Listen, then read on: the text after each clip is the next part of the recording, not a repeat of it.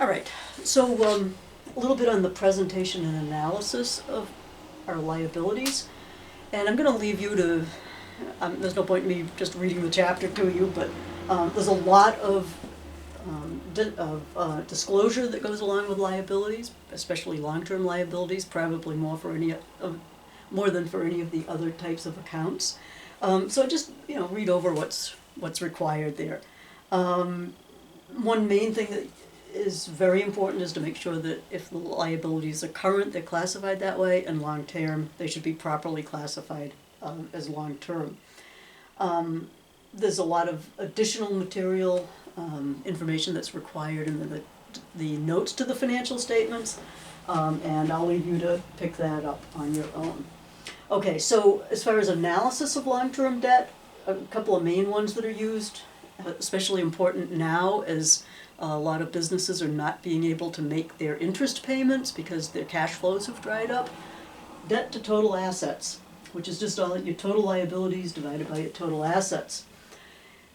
Often the best way to sort of understand how these work and what they really mean, rather than just memorizing a formula, is to take company A and company B. You've got the same total assets, but different amounts of liabilities. So company A has 100 in liabilities and 200 in total assets. So they would have a debt to total assets ratio of 0.5. And you say, oh, is that good or is that bad? Well, think about it a little bit. If you owed $100 and you had 200 in assets to pay that, you'd feel pretty good. You probably wouldn't be too worried. However, if you had a debt to total assets ratio of 1.5, that would mean you had 300 in bills to pay and only 200 to pay it. Okay?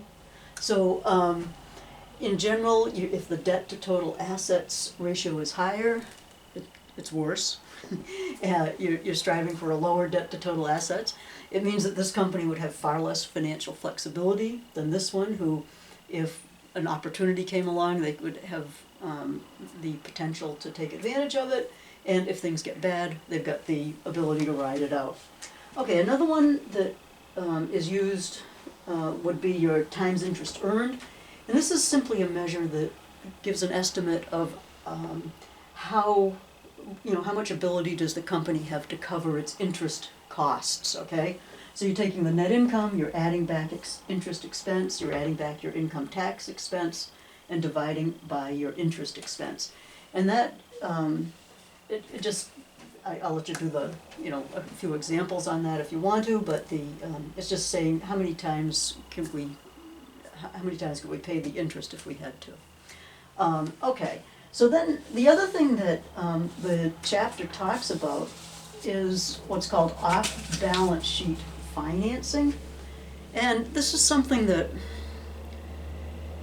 it's been a real big problem in the past. If you want to read like anything on Enron, I think Conspiracy of Fools was both a movie and a book. It's like an accounting horror story. And among the many other accounting, horrible things that Enron did was to have a lot of off-balance sheet financing.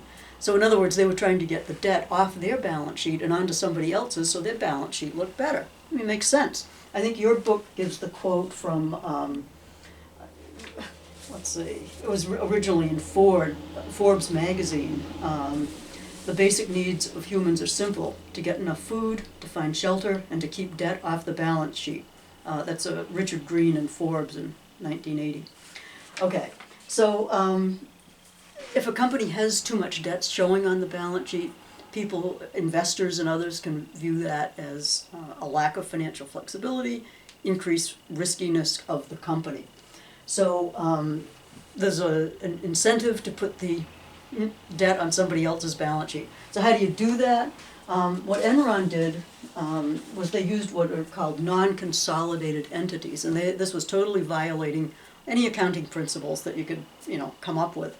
But they basically owned enough of the company, just enough so that they did not have to show consolidated financial statements, and they would put a lot of their debt on those companies' books, and it ended up costing thousands and thousands of people their jobs, thousands and thousands of investors everything they'd invested.